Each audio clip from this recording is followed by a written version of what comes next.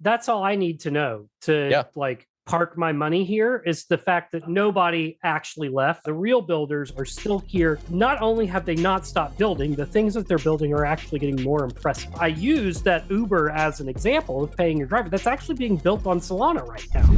Okay, so here's what I think is going to happen. I think the fallout of everything from 2022 culminated, in November/December. The actual Pico bottom was like December 29th. Yep. When we hit $8. I think because of the amount of PTSD everybody has at this point in the Solana ecosystem, everybody who's been in the Solana ecosystem, we all still believe in Solana.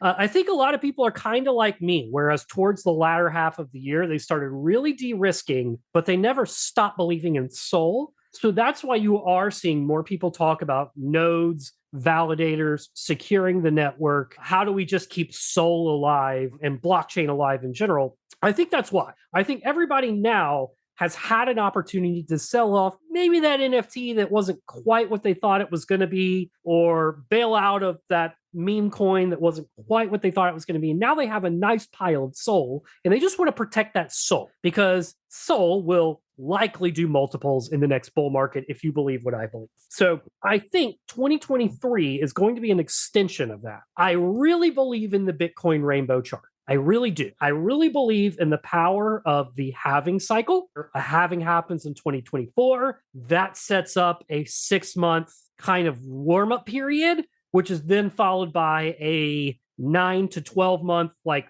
euphoric explosion period, which would probably spill into 2025. So I think 2023, I hope people see things kind of like how I see it. I think 2023 is going to be a fine year. It wouldn't surprise me if Sol went up a little or just maybe stayed in this range, the $30 to $15 range. I don't know. But I think people are just going to accumulate Sol and sit on their hands, hopefully stake it, maybe put some in DeFi or liquid stake it, and hopefully not degen and lose money too much because of what could happen in 2024 and 2020. So what I think that means ultimately, Solana, I would expect to see the Nakamoto coefficient go up. I would expect to see stake distributed, especially with the advent of new stake pools. And I would expect to see DeFi start to move up again, finally, as people now have excess liquidity, don't want to park it in illiquid assets, so they'll put it in lending or liquidity pools. That's what I think will happen. That's what I hope will happen. That is what I am doing. Yeah, I think there's a lot of parallels there to what you said to like 2019, we could say. 2018 was giga bear market, everything wrecked, number go down. I think the last 6 months kind of speed run a lot of a 2018 sort of cycle where, there's just like gradual sort of bear market for a couple of years. 2019 was a year of building. A lot of things emerged for the first time. Nobody really knew what they were. But then we had a period of a couple of years after that, which really took off. And hey, maybe we're heading to a similar kind of trajectory at the moment. But I think Solana now has a lot of that. To create something from nothing is very hard. And that's what Solana did. It was just another blockchain, right? But now it has so much critical mass. I think it's like 10 wallets or something. And all of those wallets have anywhere from tens of thousands to millions of users. Then you've got all of these different DeFi protocols, got NFTs, huge, if not the biggest of any chain. So I think it's got a lot of, headwinds, which are good to build upon for the new year. So there we go. So I guess that's some hopeful predictions, but I think quite grounded as well. We did really just get giga wrecked in the last year and that sort of thing. So, but everyone's still here. Everyone's still building. Everyone's still doing awesome stuff. And that's all I need to know to like park my money here is the fact that nobody actually left. The real builders are still here. Not only have they not stopped building, the things that they're building are actually getting more impressive. And,